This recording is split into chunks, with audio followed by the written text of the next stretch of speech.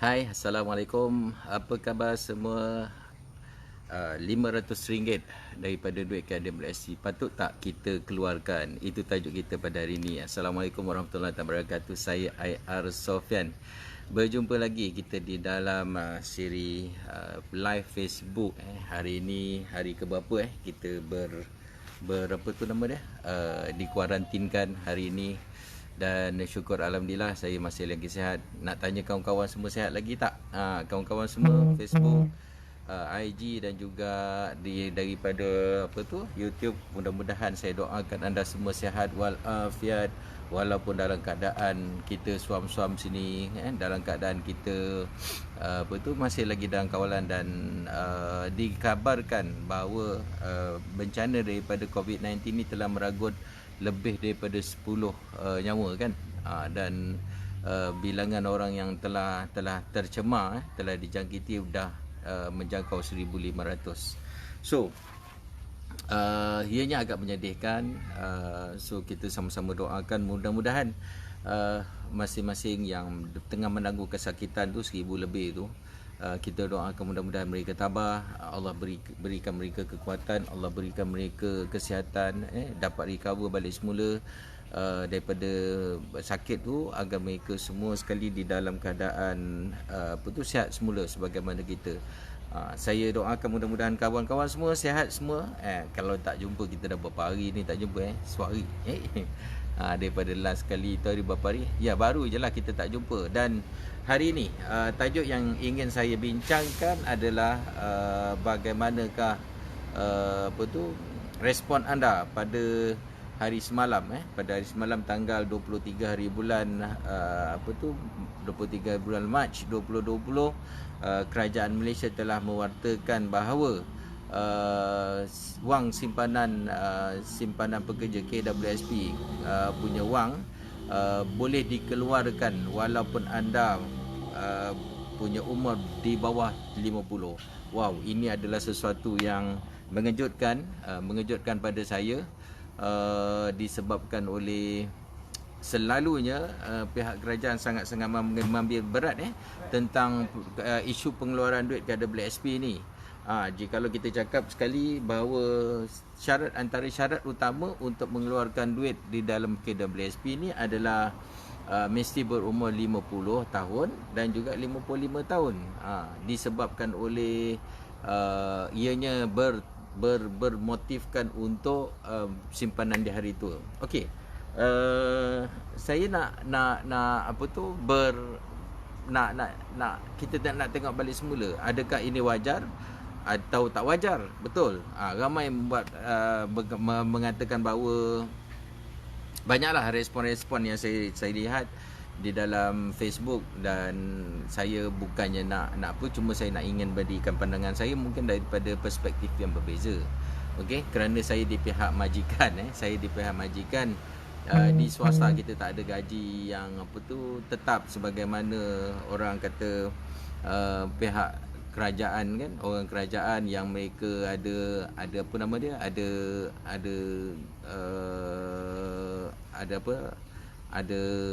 pencen. So Allah, susah nak keluar. Okey. So saya minta kawan-kawan semua bagi saya love, bagi saya heart, bagi saya share video ni. Mudah-mudahan sama-sama kita dapat memanfaatkan petang ni. Di waktu ini dekat kawasan Shah Alam, Subang Jaya ni agak tenang, agak sejuk disebabkan baru hujan ni tadi. Alright, saya tak tahu macam mana dekat Johor, Kelantan, Pulau Pinang, Melaka, di Pantai Timur, dekat Kuantan ke, ataupun mana-mana juga anda berada. Saya doakan mudah-mudahan anda semua sihat walafiat, dalam keadaan yang baik dan terkawal, tidak dibelasah oleh pihak tentera, kerana mereka telah mengawal keadaan semasa ni. Alright. So saya dah membuatkan perkiraan dekat dalam selai kertas ni, dalam kertas ni. Okay, saya ada membuat perkiraan. So basically macam ni dia punya rules yang ada di dalam. Kita tahu bahawasanya di dalam undang-undang syarikat, kita pihak pekerja akan dikenakan charge sebanyak, bukan charge lah, simpanan di mandatory benda mandatory rasanya ni 11% sebelum ni 11% untuk pekerja dan 12% bagi pihak majikan. So jikalau kita buat perkiraan ni, dalam lebih kurang kita ambil kira gaji 1,000 RM1,000 Malaysia. RM1,000 Malaysia untuk pekerja, mereka kena contribute sebanyak 11%. So ianya adalah bernilai berjumlah 110 Dan untuk majikan sendiri ianya, tengok dekat sini saya tulis dekat sini, untuk majikan ianya adalah sebanyak 12%, iaitu nilai majikan perlu bayar adalah sebanyak 120. In total ianya bernilai 230 untuk gaji 1,000. So dalam makna kata yang lain, totalnya adalah 23%. 23%. Jika kalau 1,000, 23%. Kalau 2,000, 23%. 5,000, 23%. 10,000, 23%. 40,000, 23%. So semua sekali lebih kurang sama lah. Dia punya rules dia macam tu lah, lebih kurang, senang kita cakap. So jikalau dikatakan bahawa syarikat personal ni, orang ni, jikalau katakan umur anda adalah 40, gaji anda, kalau saya tengokkan similarity-nya adalah jikalau kita cakap dari segi RM500, similarity untuk RM500 ianya adalah RM500. Jikalau mengikut perkiraan saya, gajinya adalah sebanyak 2,500. So kalau anda punya gaji 2,500, bermakna sebulan simpanan anda di dalam KWSP adalah berjumlah 575. Faham maksud saya? Sebanyak 575. 575 jikalau gaji 2,500. Almost orang kata similar dengan kita punya tahap yang diluluskan oleh kerajaan, kerana kerajaan mengatakan bahawa dia hanya meluluskan maksimum RM500. Okey, RM500. So dalam makna kata yang lain, jikalau anda nak keluarkan jikalau gaji kita 2,500, kita keluarkan duit kita tadi pun RM500 atau RM575 lah kita ambil dalam bentuk satu figure yang tetap lah, round up figure RM500. So maknanya kerajaan allow keluar tu lebih kurang macam tu lah daripada apa kita simpan, dan ianya akan boleh dikeluarkan selepas bulan April, iaitu pada bulan 5 akan keluar, dan ianya hanya untuk dalam tempoh 12 bulan. Okey. So ini saya rasa semua faham, semua tahu isu yang ni, dan pada saya tak ada masalah. Adakah soalannya patut tak kita keluarkan duit tersebut? Saya nak minta respon daripada sahabat-sahabat semua, kawan-kawan. Patutkah kalau anda semua nak keluarkan duit, patut tak anda keluarkan? Patut tak keluarkan? Nak tanya tu, minta tolong masing-masing, tolong tulis ke, type ke, kalau boleh. Kita nak tengok sama ada anda bersetuju atau tak dengan cadangan kerajaan untuk mengeluarkan ni. Walhal benda tu pun tak ada isu sebenarnya. Kalau kata macam contoh, saya tengok ada yang kata sikit sangat lah, apalah tu semua. Yalah, sikit jikalau anda gaji anda 10,000, sikit lah. Kalau orang gaji 1,000, benda ni pun nak kena cover dalam lebih kurang 2 bulan untuk nak keluar. Maknanya gaji 2 bulan baru nak dikeluarkan untuk tempoh sebulan. So pada saya, isu benda ni nak tak nak ni bergantung pada kita sendiri, pada kita sendiri sebagai individu, sebagai orang yang hendak bersama nak keluarkan duit. Sebab keadaan sekarang adalah satu keadaan yang kritikal, satu keadaan yang sangat-sangat kritikal, yang mana ada orang yang jobless, ada orang tak ada pekerjaan, ada orang yang berniaga akan tapi sales tak boleh buka kedai, ada orang sales dia terus automatically drop. So banyak isu yang ada. So pada saya, pendapat saya, pendapat saya sendiri, tak ada isu. Kalau kata misalnya anda boleh nak keluarkan duit tersebut, tak ada masalah. Dan sebenarnya kalau mengikut pada resmi sebelum lah government, pada walau bukan keadaan kritikal sebegini, sebelum ni memang susah sebenarnya nak keluar. Bukan mudah untuk nak keluarkan duit KWSP ni.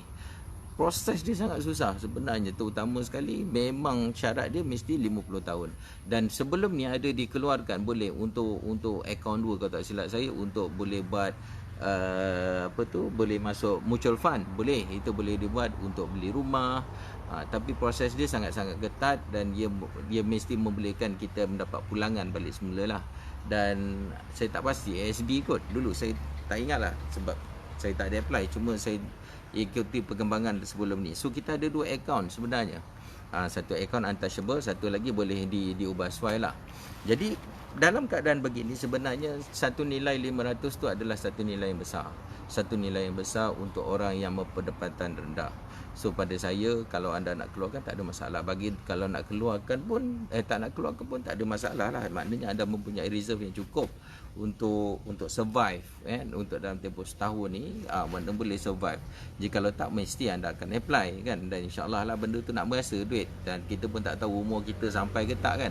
Jadi kalau kita tengok simple je lah, kalau gaji 2,500 2,500 simple je. Kalau kita kira gaji anda 2,500, yang dia boleh keluarkan adalah sebanyak tempoh dia 12 bulan, makna 1 tahun. Kalau umur kita sekarang 40 tahun, contoh 40 tahun, 40 tahun berumur kita sekarang, makna kita nak tunggu 10 tahun akan datang untuk keluarkan. Dan maknanya apa? Maknanya kita sebenarnya sacrifice 1 tahun sahaja kerja kita sebelum ni, dengan mengambil kira gaji daripada dulu sampai sekarang ni adalah 2,500 tanpa ada ambil kira increment atau whatever tu semula. Kita ambil contoh begitu, ambil cara yang mudah lah, jangan bagi complicated. So 1 tahun anda ambil duit tadi untuk membolehkan anda survive dalam keadaan sekarang. Dan okey what? Dalam keadaan hidup survival begini, kadang-kadang begini, apa-apa pun kita nak buat boleh. Maknanya dalam keadaan sekarang ni kita akan hidup dalam keadaan yang terdesak. Masing-masing boleh jadikan benda ni sebagai satu income. Alright. So, dan jikalau kita nak lihat pada umur 55, saya sendiri pernah, pengalaman saya sendiri pergi ke KWSP, dia mencadangkan jikalau saya berumur 50 tahun, jangan ambil kesemua duit tersebut. Ini tips tambahan lah, tips tambahan daripada pihak KWSP. Dia mencadangkan kepada saya supaya jikalau encik nak dapat duit tadi 50% tadi, jangan keluarkan secara total, boleh jadikan sebagai berkala. Macam ni lah kita dapat gaji, katakan gaji kita contoh dia, katakan dalam akaun simpanan kita, katakan tadi 500 simpanan contoh 500 tadi, setahun dah berapa, 6,000 10 tahun dah 60,000. Maknanya katakan 20 tahun punya kerja, 60,000 lah, katakan berapa tadi aku kira 60, 100,000. Katakan dalam akaun ada tolak campur, katakan dalam 500,000 lah, katakan 500,000, lebih kurang lah 500,000. So katakan misalan kita sekarang expenses kita sekarang sebanyak, katakan dalam lebih kurang 2,000, katakan 2,000 yang kita perlukan untuk survive. So kita boleh memberikan arahan kepada KWSP untuk keluarkan secara berkala. Katakan kita nak gaji pada pada tarikh 30, kita boleh minta dia gaji, dia boleh keluarkan sebulan 30 pada 30 hari bulan, dia masukkan dalam akaun kita. Nilai katakan 2,000 3,000 tadi boleh masuk. Instead of kita keluarkan secara bulk, boom, satu kali tadi. Dan dia ini adalah satu kaedah yang berhemah yang dicadangkan oleh pihak KWSP. Itu yang saya cakap tadi. Dia ini adalah satu kaedah yang kerajaan sebenarnya protect kita sebagai orang yang kerja swasta atau orang yang ada menyimpan di dalam KWSP untuk simpanan hari tua kita. So tapi akan tetapi isu yang ada juga, bagaimana pula jikalau orang yang kata dia tak mencarum. Wah, ini berat. Jikalau tak mencarum, macam mana pula isu dia? Sangat-sangat berat jikalau kita kata kita tak mencarum. Bagi kita yang swasta, saya nak cadangkan pada kawan-kawan saya, sahabat-sahabat saya yang berniaga, tolong ambil gaji anda dan taksirkan berapa anda punya EPF, tolong bayar untuk anda. Katakan misalan anda niaga biasa, niaga pasar malam ke apa, taksirkan anda punya gaji. Katakan gaji kita 2,000. So kalau tadi saya kira tadi 2,000 tadi pun dalam lebih kurang 460 sebulan. 460 sebulan pun cempak. 460 lebih 400 lebih kurang 500 jugalah. 450 campak sebulan masuk. Macam my cost saving kita, tapi jadikan dia masuk dekat dalam EPF. So syarikat set up company, registerkan company tadi tu dekat dekat KWSP, dan lepas tu carum untuk di sini, tak salah. So jikalau tak ada lah, tak ada, dan selepas ni kena buat. Selepas ni kena buat, at least benda tu banyak benda yang KWSP boleh buat untuk kita yang kita panggil sebagai pekerja sendiri, pekerja swasta ni. Ini untuk security kita. So pun kena bayar. So ini topik yang lain, ya. Cuma saya nak cakap dengan sahabat-sahabat semua, benda ni boleh kita buat. Banyak sebenarnya cara yang kita boleh buat walaupun kita berniaga sendiri. Alright. Dan yang satu lagi adalah isu yang ada tadi, kita nak buat apa dengan duit yang RM500 tadi? Itu soalan dia. Kita nak buat apa? Adakah kita nak enjoy dengan apa, membeli, buat kereta ke, atau tukar tayar kereta ke, buat kita punya spoiler cantik-cantik ke, ataupun tukar motor baru ke, kumpul-kumpul keluar motor baru ke, atau whatever lah semua. Akan tetapi apa yang disarankan oleh government adalah apa dia? Untuk apa? Untuk kita nak survive, untuk nak makan dalam keadaan sekarang. Maknanya mereka yang sangat-sangat perlukan, bolehlah buat kaedah ni. Dan benda ni sangat bagus. Walaupun saya ada terlihat tadi ada politician yang mencadangkan kepada, ada ahli politik yang mencadangkan kepada kerajaan, mengkritiklah kerajaan, dan dia mencadangkan agar kerajaan mengeluarkan separuh daripadanya, makna 250 ada daripada kerajaan dan RM250 adalah daripada pekerja itu sendiri, makna pekerja sendiri. Dan susah juga nak cakap kan, tetapi pada saya sebenarnya benda ni duit kita lah, duit kita. Dan kerajaan kalau nak bantu, dia kena bantu dengan cara dulu lah, dengan cara dulu si siapa ada apa dulu, Datuk Seri Najib Tun Razak dulu, dia bagi BRIM ke whatever tu semua sekali dulu lah. Itu cara yang lama. Dan saya tak pasti sama ada kerajaan sekarang nak gunakan kaedah teknik yang tu juga, kita tak pasti. Kita sebab dia seolah-olah tiru yang lama, so dia gunakan kaedah-kaedah lain. Of course lah, orang politik ni dia lebih suka cara dia, bila dia merintah dia guna cara dia sendiri. Dan benda ni bukannya apa tadi nama dia, bukan meniru ikut orang-orang lain ke whatever tu semua. Dia bukan itu cara dia. Dia maknanya dia ikut kepala dia sendiri lah. Dan ada pro and cons, yang tu kita tak nak komen, kita tengok ending dia akan datang, sebab dia dah melibatkan politik. So point saya di sini adalah memang of course kalau kita lihat pada keadaan sekarang, pada saya untuk orang yang berniaga macam saya, kita kena responsible pada diri kita sendiri. Kita kena take the risk. Memang setiap masa sendiri kita berisiko sendiri, kita berisiko. Senang cakap macam ni, kalau kita berniaga ni, kita kalau kita berniaga ni macam ni, kalau kata contoh ni, saya ambil golongan yang macam berniaga harian. Jikalau kita dapat untung tu rezeki lah. Jikalau kita dapat niaga, contoh hari ni ada pasar malam, hujan pula kan, makna kalau kita dapat tu rezeki. Tapi kalau tak, itu memang kalau hujan, katakan niaga air dekat pasar malam, tiba-tiba hujan, memang benda tu tak ada rezeki lah. Maksudnya benda tu akan automatik, dia kata benda tu risiko yang datang.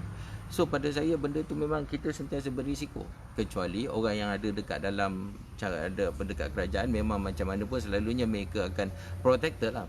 So untuk kita yang berniaga, berniaga lah macam tadi, berniaga kecil-kecilan. Untuk berniaga yang dalam macam saya pula sebagai konsultan, semua projek terpaksa ditutup, semua projek terpaksa akan di-seal semua sekali. Dan anda boleh bayangkan bahawa kita punya projek bila nak siap.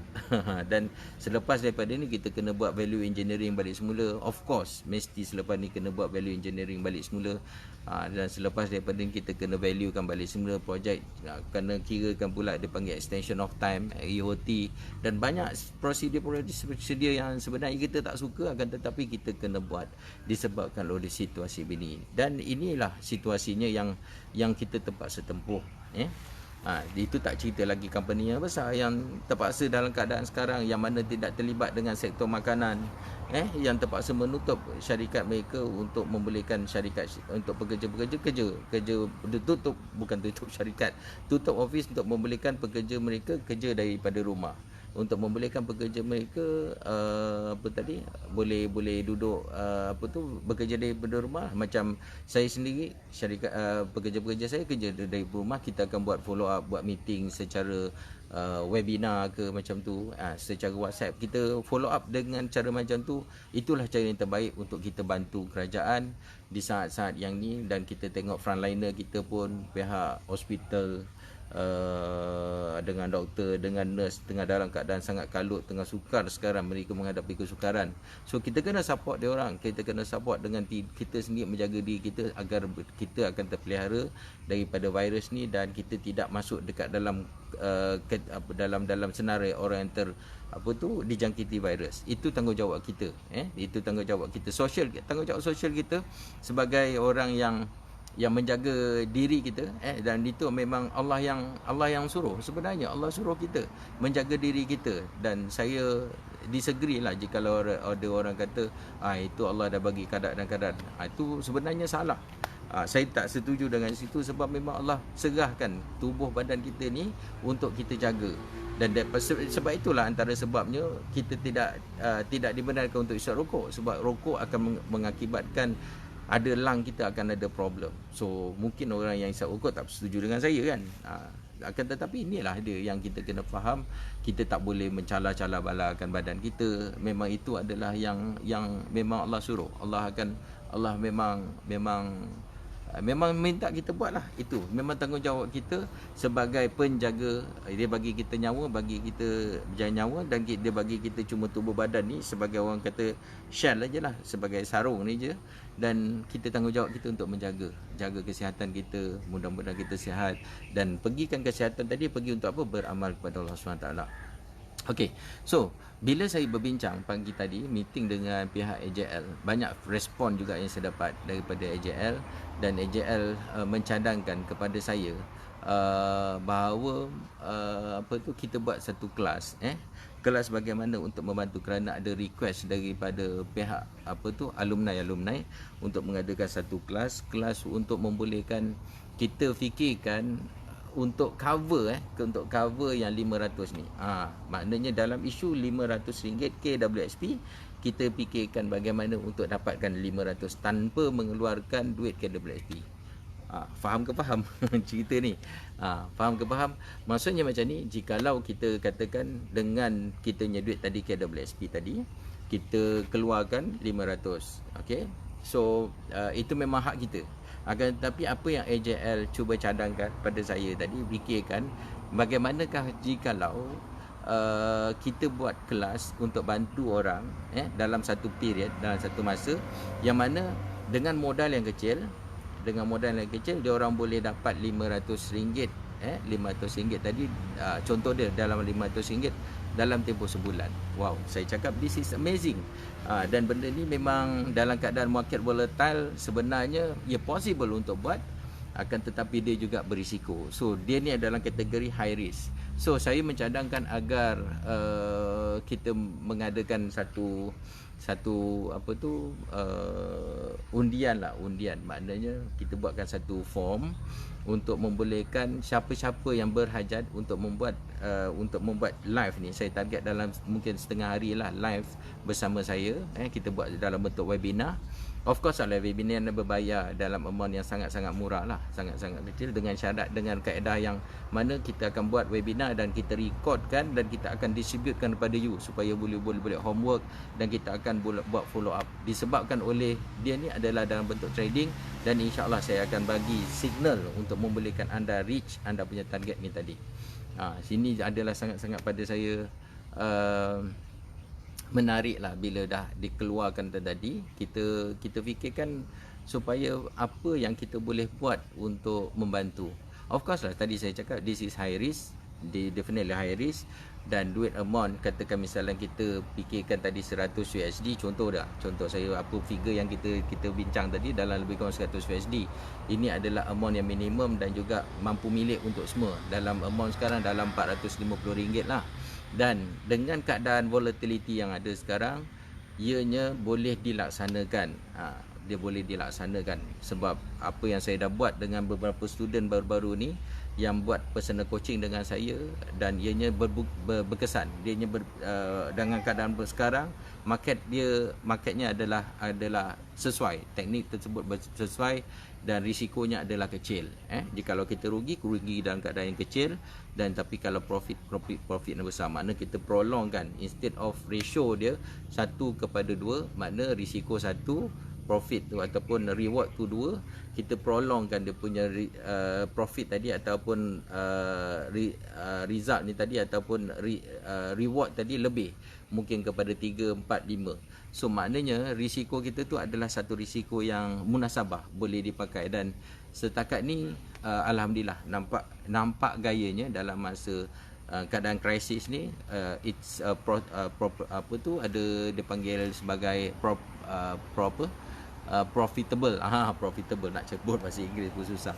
So saya nak mengalu-alukan, mungkin saya minta bantuan daripada AJL, Akademi JL, untuk bantu saya untuk bagikan link kepada anda. Jika anda nak lah, ada tak anda nak? Kalau ada, tolong angkat tangan CI. Jika nak benda ni, tapi kita kena buat screening. Screening sebab saya nak lihat apakah risiko yang anda, sama ada anda nak atau tak.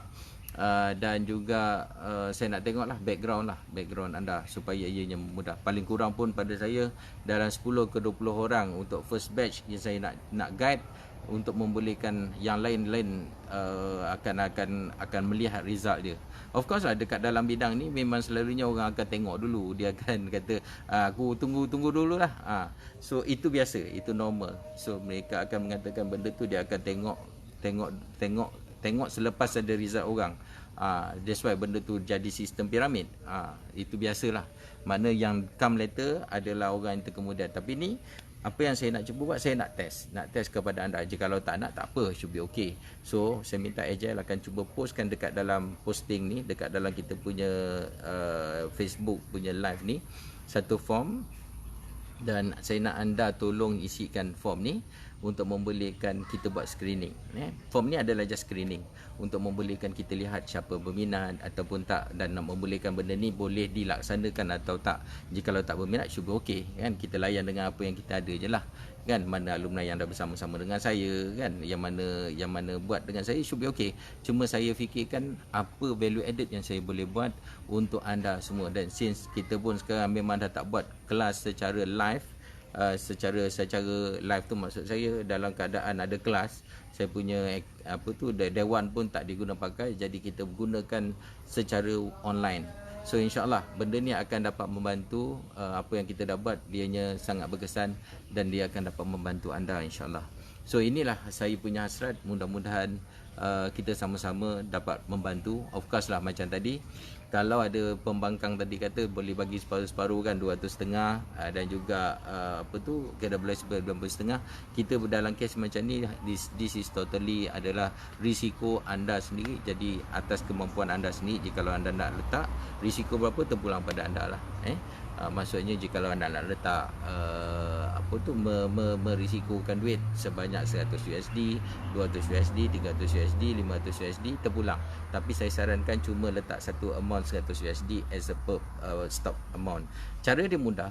Jikalau hari ni kita tekan tengok market cantik, ada peluang untuk entry, kita masuk. Dan jikalau kita dapat profit, contoh $20, so $20 kita akan withdraw, secure terus siap-siap. So lepas tu dapat $50, secure siap-siap, terus withdraw, ambil duit terus siap-siap, pakailah duit tersebut. Dan kirakan amount tu dalam bentuk yang bulanan lah, untuk nak tengok kita counter balik semula kita punya profit kita berapa banyak. Itu dalam sistem yang saya dah siapkan, memang dah ada dah lama dah, table yang ada tu. Nanti saya akan mudahkan kerja-kerja anda untuk anda ni. So makna reporting punya part lah, untuk kita boleh monitor Dan benda ni tidak tertakluk kepada alumni, saya open kepada semua. That's why saya kata saya nak tengok screening berapa ramai yang berminat. Kalau alumni nak masuk pun tak ada masalah. Yang mana dah mungkin dah suam-suam kuku, boleh masuk. Dan kepada anda yang dekat luar sana, yang tak tahu apa trading, whatever tu semua, saya insyaAllah saya akan bagikan dengan method yang paling mudah sekali untuk anda lihat dengan cara yang mudah. Sebab pengalaman saya dah dalam daripada 2011 sampai tahun 2020 ni dah berapa, 10 tahun dah, almost dekat 10 tahun, 9 tahun ni. Dan kita dah nampak dah sebenarnya ada beberapa kaedah yang kita boleh simplifiedkan dia. Dan bila saya dah terlibat dengan banyak benda kan, termasuk dengan Al-Google, whatever tu semua sekali lah, dan kelas-kelas dalam bentuk teknikal lah, menghasilkan buku-buku.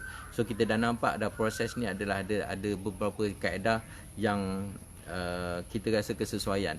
Dan satu-satu teknik tu dia bukan applicable pada semua sekali. Macam TG4M ada strategi tersendiri, STS ada dia punya strategi tersendiri, dan STS kita ada 15 strategi. So saya ambil beberapa teknik yang ada dalam STS tadi untuk saya guna pakai dekat dalam ni. So untuk anda, saya namakan kali ini adalah kita namakan sebagai apa nama dia? Kita namakan sebagai apa tadi saya cakap tadi? Kita namakan kelas trading kelas trading secara online sempena COVID-19. Macam okey tak? Kelas trading secara online, kelas trading sempena COVID-19. Dia khas untuk COVID-19 punya situation ni. Strategi kita adalah untuk dapatkan duit pasar lah, duit belanja lah kan. Sebab kadang-kadang ada orang anak ramai, tak ada pekerjaan, insyaAllah. Dan ilmu ni saya yakin dan percaya anda boleh guna pakai selepas daripada ni, insyaAllah. So ending dekat sini, saya doakan mudah-mudahan anda semua sihat walafiat. Anda semua sekali ya Allah rahmati, ya Allah pelihara kita semua sekali. Saya doakan anda yang dalam keadaan keraguan, ketakutan, mudah-mudahan Allah berikan ketenangan jiwa, ketenangan akal fikiran. Dan anda yang mengalami kesusahan, kesakitan, Allah berikan kesihatan.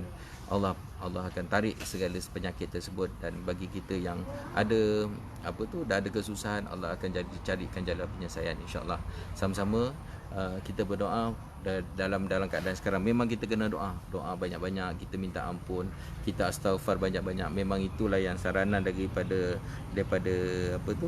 ustaz-ustaz semua, astaghfar. Sebab banyak salah kita, banyak sangat kita punya dosa. Dan mudah-mudahan apa yang kita buat pada hari-hari mendatang ini akan menjadi asbab kepada penghapus segala dosa-dosa. Dan akhirnya bila kita tiada nanti, bila Allah nak ambil nyawa kita, dan kita keadaan bersih, insyaAllah. Dari itu, saya Ayar Sofyan.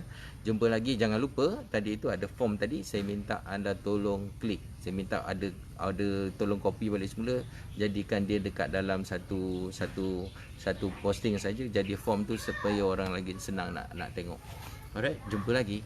Assalamualaikum warahmatullahi wabarakatuh. Bye bye. Terima kasih. Thanks for watching, thanks for supporting, dan thanks for reply. Thank you very much. Assalamualaikum.